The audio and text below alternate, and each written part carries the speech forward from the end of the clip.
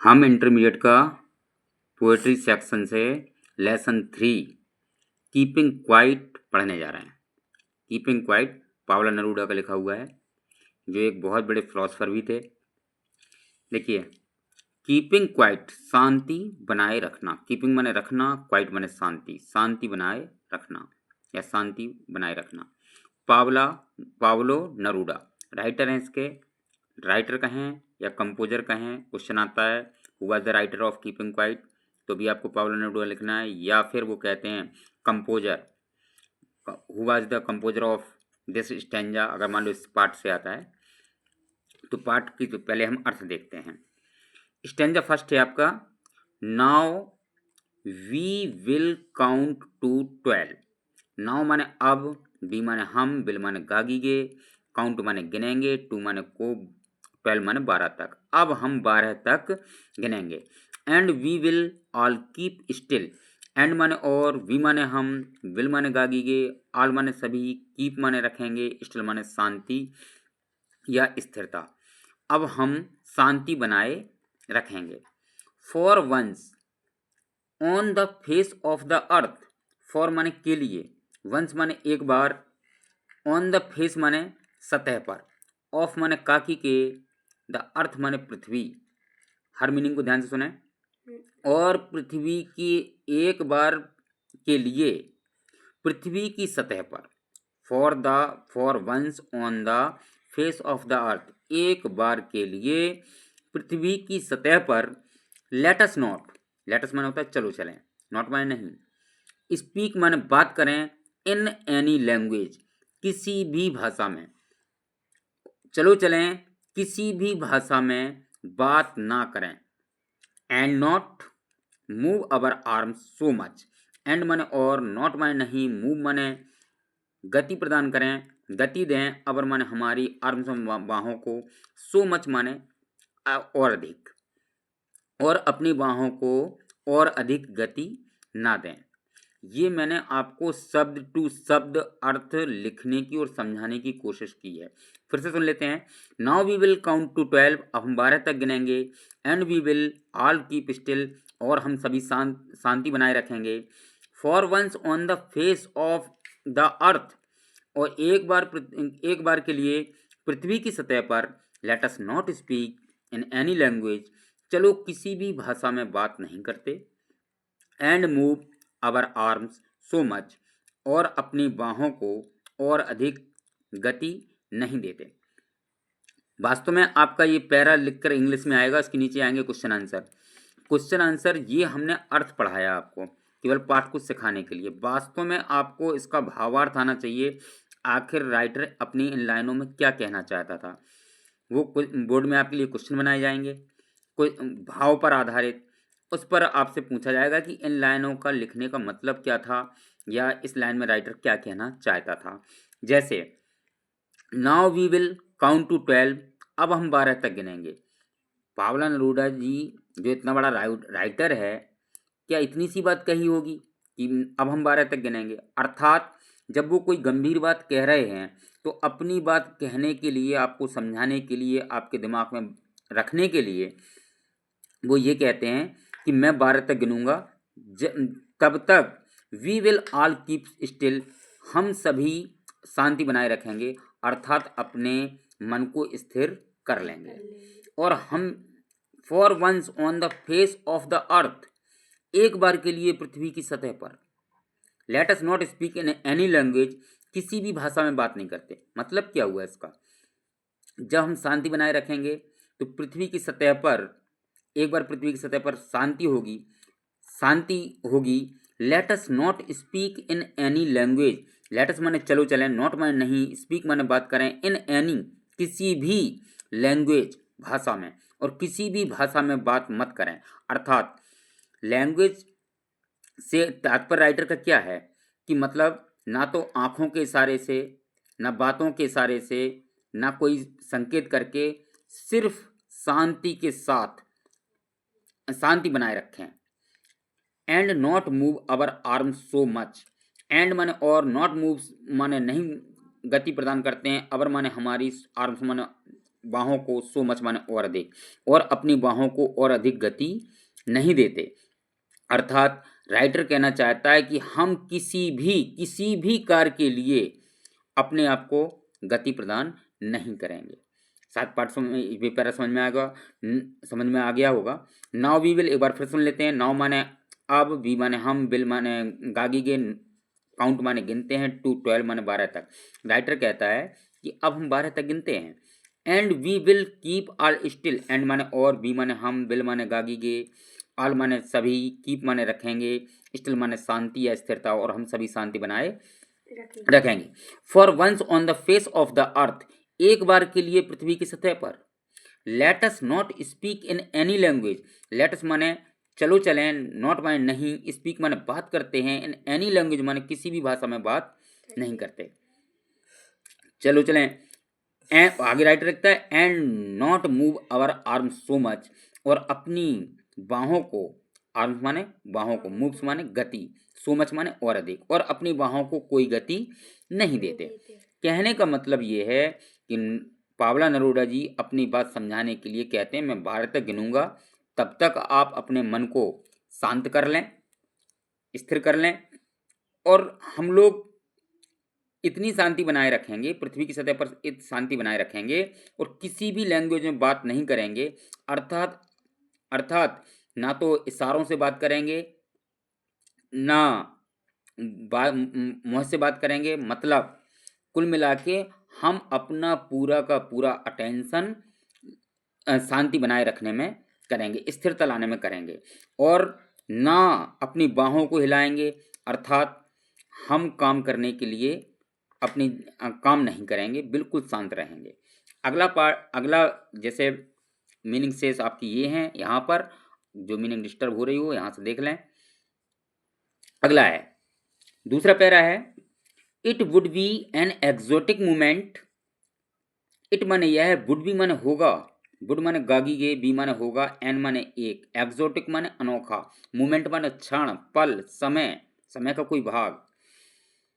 यह एक अनोखा पल होगा, यह एक अनोखा क्षण होगा। विदाउट रस, बिना भीड़ का, विदाउट इंजन्स, बिना इंजन का अर्थात मशीनों का। We will all be together, we माने हम, विल माने गागी गे, ऑल माने सभी, बी माने होंगे, टुगेदर माने साथ साथ। इन ए सडन स्ट्रेंजनेस, इन माने मैं, ए माने एक, सडन माने अचानक, आकस्मिक, स्ट्रेंजनेस माने विचित्रता के साथ, और हम विचित्रता के साथ एक साथ होंगे। फिर से सुन लेते हैं जल्दी जल्दी इसको। It would be an exotic movement, यह एक अनोखा क्षण होगा। Without rush, without engine, बिना भीड़ वाला, बिना इंजनों वाला। We will all be together, हम सभी एक साथ होंगे। इन ए सडन स्ट्रेंजनेस, एक आकस्मिक विचित्रता के साथ। राइटर ने वास्तव में यही बात तो नहीं लिखी होगी, राइटर बड़ा दूरदर्शी है, ठीक है। पावला नेरूदा ऐसे ही नहीं कोर्स में आ गए। It would be an exotic movement, यह एक अनोखा पल होगा। अर्थात जब हम सभी लोग शांत बैठे होंगे, एक साथ बैठे होंगे, कोई आवाज़ नहीं कर रहे होंगे, कोई चला यहाँ से वहाँ नहीं जा रहे होंगे, तो क्या होगा, सड़क पर भीड़ नहीं होगी, इंजन चल नहीं रहे होंगे, यानी पर्यावरण हमारा शुद्ध हो रहा होगा। यानी एक राइटर की एक सोच देखिए, हमारा पर्यावरण कैसा हो रहा होगा, विदाउट कोलाहल का हो रहा होगा, कोई भी उसमें आवाज़ नहीं आ रही होगी। We will all be together, हम सभी साथ साथ होंगे। अर्थात जब कोई काम नहीं होगा, हम बात नहीं कर रहे होंगे, सब लोग साथ साथ बैठे होंगे, तो एक इन ए सडन स्ट्रेंजनेस, एक आकस्मिक विचित्रता के साथ एक अजीब सा माहौल होगा, एक शांति का माहौल होगा, लोग अपने आत्मचिंतन के लिए सोच रहे होंगे, ठीक है। जब शांत बैठेंगे, कुछ नहीं कर रहे होंगे, तो हम कुछ सोच रहे होंगे। राइटर आगे क्या कहता है, स्टैंजा 3 में राइटर कहता है, fisherman in the cold sea, fisherman in a cold sea. Fisherman माने होता है मछुआरे, इन माने मैं, कोल्ड सी माने ठंडे समुद्र में। राइटर ने यहाँ कोल्ड शब्द क्यों लिखा, सीवर लिख सकता था। देखिए कविता की खूबसूरती के लिए यहाँ पर अर्थ में गंभीरता लाने के लिए राइटर ने यहाँ कोल्ड शब्द का इस्तेमाल किया। हम बताते हैं अगले पैरा में जब हम एक्सप्लेन करेंगे। फिशरमैन इन द कोल्ड सी, मछुआरे, फिशरमैन माने मछुआरे, इन माने में, द कोल्ड माने ठंडे, सी माने समुद्र में, मछुआरे ठंडे समुद्र में।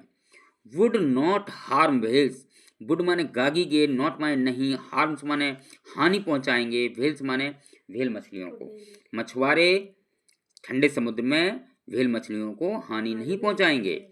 And the man gathering salt, and माने और, द मैन माने विशेष व्यक्ति हो गए क्योंकि दा लगा है, गैदरिंग माने इकट्ठा करने वाले, जीरंड हो गया यहाँ पे, जीरंड आईएनजी लग के बनता है।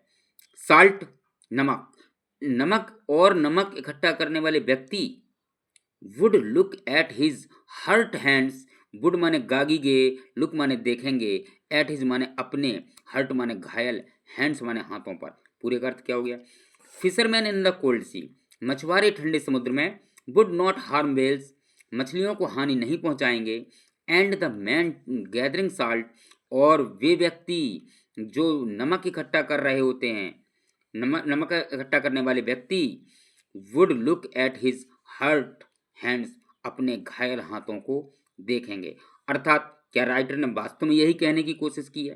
पहले में वो स्टैंजा नंबर 2 में आपके पॉल्यूशन की समस्या को देखते हुए लिख रहा है कि जब इंजन नहीं चल रहे होंगे, भीड़ नहीं होगी, तो ना एयर पॉल्यूशन होगा, ना आपका साउंड पॉल्यूशन होगा, और हमारी जो नेचुरल एक क्लीननेस है एटमॉस्फेयर की, वो आ जाएगी। एटमॉस्फेयर माने वातावरण की। इसमें क्या कह रहा है राइटर? इसमें राइटर कहना चाहता है फिशरमैन ठंडे समुद्र में मछलियों को हानि नहीं पहुंचाएंगे। अर्थात जब हम व्यक्ति सब साथ साथ बैठे होंगे तो कोई व्यक्ति किसी व्यक्ति को हानि क्यों पहुंचा रहा होगा? कोई व्यक्ति किसी पशु को हानि क्यों पहुंचा रहा होगा? कोई व्यक्ति किसी जंगल को क्यों काट रहा होगा? एक बहुत दूरदर्शिता से भरा हुआ पाठ है, ये साधारण सा पाठ नहीं है। इसको समझने की कोशिश करना चाहिए हमें, और इसको जीवन में लाने की भी कोशिश करना चाहिए। And the man gathering salt, और नमक इकट्ठा करने वाले व्यक्ति अपने घायल हाथों को देख रहे होंगे। मीन्स क्या हुआ इसका? राइटर ये कह रहा है कि जो व्यक्ति कठिन परिश्रम कर रहे हैं, मजदूर वर्ग के लोग, या मजदूर वर्ग के लोग क्या, सभी वर्गों के लोग जो कठिन परिश्रम कर रहे हैं, जो अपने शरीर, अपने स्वास्थ्य के बारे में नहीं सोच पा रहे, शायद इस पल जब कोई कुछ कर नहीं रहा होगा तो वो अपनी जिंदगी के वास्तव के मतलब को समझ पा रहे होंगे कि हम अपने जीवन के साथ आखिर क्या कर रहे हैं, हम अपने जीवन के साथ कितना क्या कर रहे हैं। पाठ समझ में आ रहा ना? हर पैरा में राइटर ने बहुत कुछ समझाने की कोशिश की है। अब हम आपको बताने जा रहे हैं स्टैंजा नंबर 4। स्टैंजा नंबर 4 में आप देखेंगे राइटर क्या कहता है। क्या दूरदर्शिता है राइटर की, देखते हैं पाठ में। Those who prepare green wars, those माने वे, हु माने जो, प्रिपेयर्स माने तैयारी कर रहे होते हैं, ग्रीन माने हरे, वार्स माने युद्ध की, जो हरे युद्ध की तैयारी करते हैं। अर्थात वे व्यक्ति जो हरे युद्ध की तैयारी करते हैं। वार्स विथ गैस, गैसों से युद्ध की। वार्स विथ फायर, आग से युद्ध की। Victory with no survivors, victory माने विजय, विथ माने साथ, नो माने कोई, सर्वाइवर्स माने अस्तित्व नहीं होगा, उनके विजय का कोई अस्तित्व नहीं होगा, या विजय के साथ कोई अस्तित्व वाला नहीं होगा। Would put on clean clothes, साफ कपड़े पहन करके। वुड माने गागी गे, पुट ऑन माने होता है इडियम है, पुट ऑन का माने होता है पहनना, क्लीन माने साफ, क्लॉथ्स माने कपड़े, साफ कपड़े पहन करके।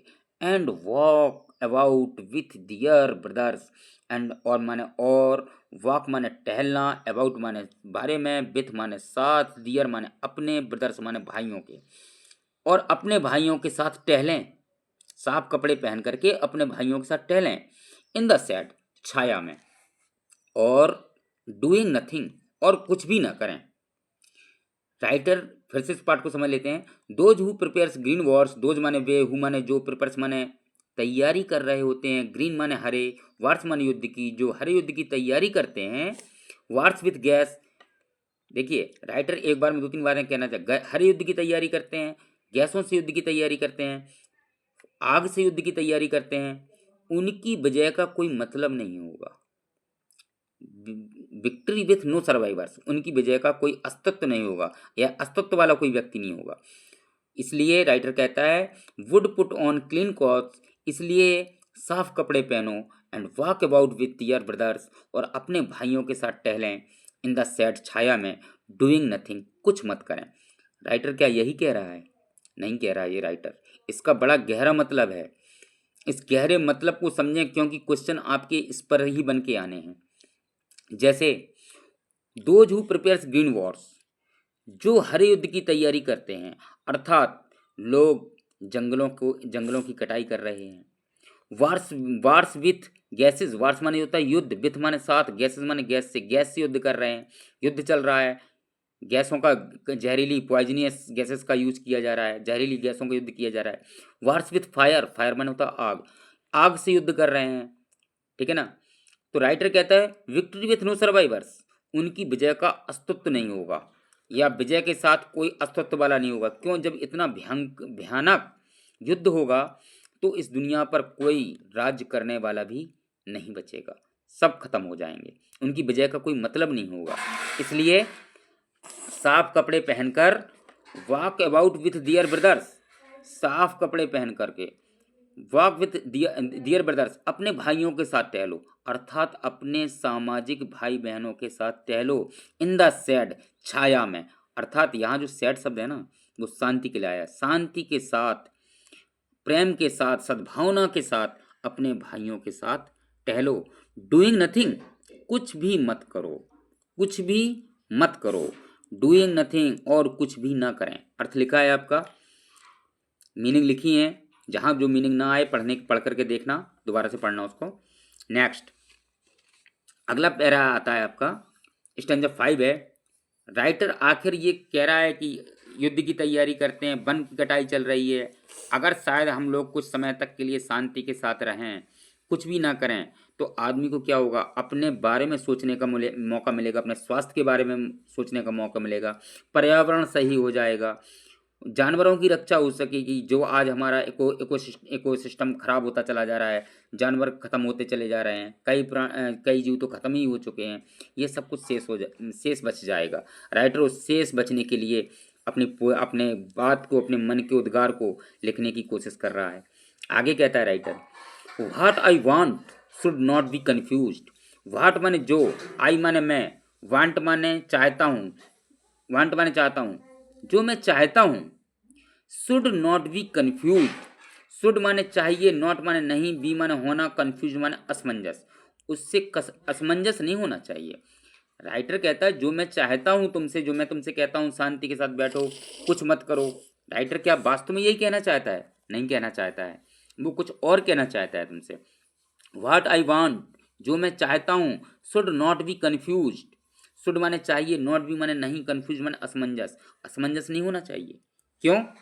विथ टोटल इनएक्टिविटी, पूर्ण निष्क्रियता के साथ, क्योंकि राइटर आपकी पूर्ण निष्क्रियता, राइटर कहता है जो मैं चाहता हूँ असमंजस नहीं होना चाहिए, पूर्ण निष्क्रियता के साथ। वो पूर्ण निष्क्रियता की बात नहीं कर रहा, वो केवल आपके शांत होने की बात कर रहा है।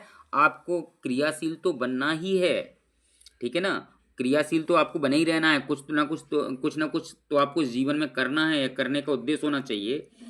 राइटर कहता है आगे, लाइफ इज, जीवन है, व्हाट आई इज अबाउट, जिसके बारे में यह है, व्हाट माने इट माने यह, इज माने है, अबाउट माने बारे में, जीवन है जिसके बारे में यह है। I want to truck with death, वो कहता आई माने मैं, वांट माने चाहता हूँ, नो माने कोई, ट्रक माने लेना देना, विथ मृत्यु, वो सॉरी डेथ माने मृत्यु, मैं मृत्यु से कुछ लेना देना नहीं चाहता। बोले मैंने जो बात कही वो जीवन के लिए कही है। फिर से सुनते हैं इसको, बहुत इंपॉर्टेंट पैरा है, कई बार पेपर में आया है। व्हाट आई वांट, व्हाट, देखो जब किसी नाउन के पहले कोई क्वेश्चन वर्ड आता है तो कभी उसका अर्थ क्वेश्चन वर्ड नहीं होता, कोई ना कोई रिलेटिव प्रोनाउन कहलाता है। ये जो, ज्यों, जिसके, जिसके लिए, जहाँ, कुछ इस टाइप में अर्थ आता है। व्हाट, व्हाट के बाद अगर इज आर एम आ जाए तो व्हाट का अर्थ क्या निकलता, लेकिन यहाँ नहीं निकलेगा। व्हाट ये रिलेटिव प्रोनाउन है। व्हाट आई वांट, राइटर कहता है व्हाट आई वांट, जो मैं चाहता हूँ। शुड माने चाहिए, नॉट माने नहीं, बी माने होना, तो कंफ्यूज माने असमंजस, with total in an, with total in activity. Writer कहता है जो मैं चाहता हूँ आपका इन एक्टिविटी के साथ असमंजस नहीं होना चाहिए। वो कहता है मैं ये आपको इनएक्टिव बनाने के लिए नहीं कह रहा, केवल वो क्या कह रहा है वो आगे पैरा में देखेंगे, अच्छा लिखा है बहुत। पूर्ण निष्क्रियता के साथ, पूर्ण, वो कह रहा है कि जो मैं चाहता हूँ पूर्ण निष्क्रियता के साथ असमंजस नहीं होना चाहिए, कि राइटर तो मुझे शांत रहने के लिए कह रहा है, कुछ करने के लिए नहीं कह रहा, कुछ नहीं करना है ये नहीं कह रहा राइटर। वो केवल ये कह रहा है कि आप कुछ पल अपने लिए दे करके अपने लाइफ, अपने स्वास्थ्य, अपने संसार, अपने वातावरण के बारे में सोचो। जो तो आगे है, लाइफ इज, जीवन है, व्हाट इट इज अबाउट।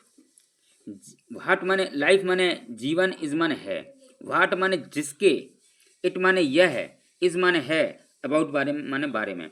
वो जो कह रहा है ना इनएक्टिव होने के लिए, बैठने के लिए, वो कह रहा मैं ये जीवन के बारे में कह रहा हूँ। जीवन है जिसके बारे में यह है, ये बोले मैं जीवन के लिए कह रहा हूँ ये सब चीज़ें। I want no truck with death. I माने मैं, वांट माने चाहता हूँ, नो माने नहीं, ट्रक माने लेना देना, विथ डेथ माने मृत्यु से, मेरा मृत्यु से कोई लेना देना नहीं है। राइटर कह रहा मेरा मृत्यु से कोई लेना देना नहीं है। अगला स्टेंजा है 6, इसको देखते हैं जरा। If we we are not so single minded. देखिए आखिर राइटर आपसे चाहता क्या है, इस पैरा में उसने आपको बताने की कोशिश की है। इफ माने यदि, we were are not so single minded, we माने हम, वेयर माने थे, नॉट माने नहीं, सो माने इतने, सिंगल माने एकाग्र, माइंडेड माने चित्त, एकाग्र मन वाले। यदि हम इतने एकाग्र चित्त होकर के, about keeping our lives moving, about माने बारे में, कीपिंग माने रखते हैं, अवर माने हमारी, लाइफ्स माने जीविकाओं के, मूविंग माने गति।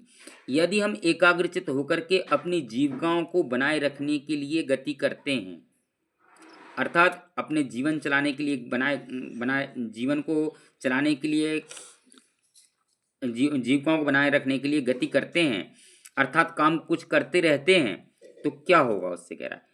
वो कह रहा है and for once could do nothing, and माने और, फॉर वंस एक बार के लिए, कुड डू नथिंग और कुछ नहीं करते। वो राइटर कहता है यदि हम बनाए रखने के लिए गति करते हैं, यदि हम एक बार के लिए कुछ ना करें या कुछ नहीं करते तो क्या होगा। परहैप्स शायद, ए ह्यूज साइलेंस, परहैप्स माने शायद, ए माने एक, ह्यूज माने विशाल, साइलेंस माने चुप्पी, शायद एक विशाल चुप्पी, माइट इंटरप्ट, माइट माने सके, इंटरप्ट माने बाधित कर दे, दिस माने इस, सैडनेस माने उदासी को, शायद इस उदासी को बाधित कर सके। अब आप सोच रहे होंगे ये क्या लिखा राइटर ने, नहीं समझ पा रहे होंगे शायद इस कार्य। तो राइटर ये कहना चाहता है कि जब हम अपने किसी कार्य में संलग्न बने रहते हैं, लगे रहते हैं, तो कभी कभी ऐसा भी होता है कि हम उस काम से ऊब जाते हैं। क्यों ऊब जाते हैं, कि क्योंकि एक डेली का रूटीन होता है, वो हमें ऑफिस जाना है, इतने बजे पहुंचना है, ये काम करना है, वो काम करना है। तो एक, आप कितने भी अच्छे जॉब में हो, एक समय आपके अंदर एक ऊब आ जाएगी, अपने काम के प्रति घृणा पैदा होने लगी, काम में बहुत अच्छा मन नहीं लगेगा। तो राइटर कहता है शायद हम कुछ समय के लिए अपने आप को साइलेंस कर लें, तो शांत कर लें, तो ये जो एक चुप्पी होगी ये हमारी इस उदासीनता को तोड़ देगी, ठीक है ना, बाधित कर सकेगी। Of never understanding ourselves, of never understanding ourself, never माने कभी नहीं, अंडरस्टैंडिंग माने समझे, अवर सेल्फ माने स्वयं को, जो हमने स्वयं को कभी नहीं समझा, हम स्वयं को कभी नहीं समझते, अर्थात जो हमने स्वयं को कभी नहीं समझा या समझ पाते। And of threatening our self with death, और स्वयं को मृत्यु को जोखम में डाल रहे हैं। थ्रीटिंग माने होता है जोखम, अवर सेल्फ माने होता है स्वयं को, डेथ माने मृत्यु, अंडरस्टैंडिंग माने समझना। जो मीनिंग आपको कम समझ में आई हो, याद ना हो रही हो, यहाँ से देखें, बकाया लाइन टू लाइन मैंने अर्थ लिखा, उसको समझने की कोशिश करना। तो राइटर क्या कहना चाहता है, यह हम अपने काम को बड़ा एकाग्रचित, अपनी जीवन यापन करने के लिए, अपने जीवन यापन के लिए, अपनी जीविकाओं को बनाए रखने के लिए अपने आप को स्वयं गति देते रहते हैं, एक गतिशील अवस्था में रहते हैं। राइटर कहता है एक बार हम कुछ नहीं करते, थोड़ा सा साइलेंट होकर के एक जगह बैठते हैं, अपने भाइयों के साथ विचार करते हैं, तो शायद हो सकता है, या हम अपने बारे में विचार करते हैं तो शायद हो सकता है कि हम अपनी उदासी के कारण को समझ लें। शायद हम अपने उदासी के कारण को समझ लें कि हमारे अंदर उदासी क्यों आती है। राइटर कहता है हम अपने आप को कभी नहीं समझते, हम अपने आप को समझने की कोशिश ही नहीं करते। अगर हम अपने आप को समझने की कोशिश नहीं करते, यही कारण है कि हम अपने आप को मृत्यु के जोखिम में डाल रहे हैं, क्योंकि ना तो हम अपने स्वास्थ्य के बारे में सोच रहे हैं, ना हम अपने उस कार्य के बारे में सोच रहे हैं कि इस कार्य को हमें किस स्तर पर करना चाहिए। हो सकता है कि हम, अगर आप कुछ अपने काम के बारे में कुछ शांत भाव से सोचें तो बेहतर कर सकें और बेहतर सोच सकें और बेहतर अर्निंग ला सकें। राइटर एक लास्ट स्टेंजा है, उसके बारे में कुछ कहना चाहता है। लास्ट स्टेंजा है, perhaps the earth can teach us. Perhaps माने शायद, द अर्थ माने पृथ्वी, कैन माने सकती है, टीच अस माने, टीच माने सिखा, समझा, पढ़ा, अस माने हमको, परहैप्स माने शायद, शायद पृथ्वी हमको सिखा सकती है। क्या? As when everything seems dead, as माने जब, वैन एज माने जैसे, वैन माने जब, एवरीथिंग माने प्रत्येक चीज, सीम्स माने महसूस हो, डेड माने मृत, जब प्रत्येक चीज मृत महसूस हो, अर्थात जब लगे सब कुछ खत्म हो चुका है, एंड तो राइटर कहता है and later proves to be alive, and माने और, लेटर माने बाद में, प्रूव्स माने सिद्ध हो जाता है, टू बी माने होना, अलाइव माने जिंदा, वो कुछ समय बाद, कुछ देर बाद जीवित सिद्ध हो जाती है। कैसे? कि जैसे जब हम गर्मियों के मौसम में देखते हैं तो हम देखते हैं हमारे खेत खलिहान, रोड के आसपास का घास सब कुछ खत्म हुआ लगता है, लेकिन क्या खत्म हो जाता है? कभी खत्म नहीं होता, वो दोबारा से उगता है। इसी तरीके से राइटर कहना चाहता है इस पृथ्वी का कभी भी पूर्णतः एंड नहीं होगा, इस पृथ्वी का कभी भी पूर्णतः एंड नहीं होने वाला, ये पृथ्वी का जीवन हमेशा चलता रहेगा। ठीक है, यही हमें पृथ्वी सिखा रही है। आगे राइटर कहता है now I shall count up to 12, अब हम 12 तक गिनेंगे। राइटर एक बार फिर कहता है कि अब हम 12 तक गिनेंगे, and you keep still, and माने और, यू माने तुम, कीप माने रखोगे, क्वाइट माने शांति, तुम शांति बनाए रखोगे, आई विल गो, मैं जाऊंगा। अर्थात राइटर कहता है कि शायद आप इस मेरी बात को समझ चुके होंगे, तो मेरे जाने के बाद, अर्थात मेरे इस दुनिया से जाने के बाद भी आप इस शांति को, इस समझदारी को बनाए रखोगे। मैंने हर पार्ट को लाइन टू लाइन लिख करके लाइन टू लाइन अर्थ लिखने की कोशिश की है। इसका अर्थ था कि आप पहले पाठ को सीखें, पहले आप पाठ को सीखें, फिर पाठ के भावार्थ को सीखें कि आखिर किस लाइन में राइटर क्या कहना चाहता है। आपका ये इंग्लिश में पैरा आता है, पैरा के बाद क्वेश्चन आंसर होंगे, भाव पर आधारित क्वेश्चन आंसर होंगे। क्वेश्चन आंसर आप तभी लिख पाओगे जब पाठ का भाव आपको बहुत अच्छा आ रहा होगा, साथ पाठ समझ में आ गया होगा।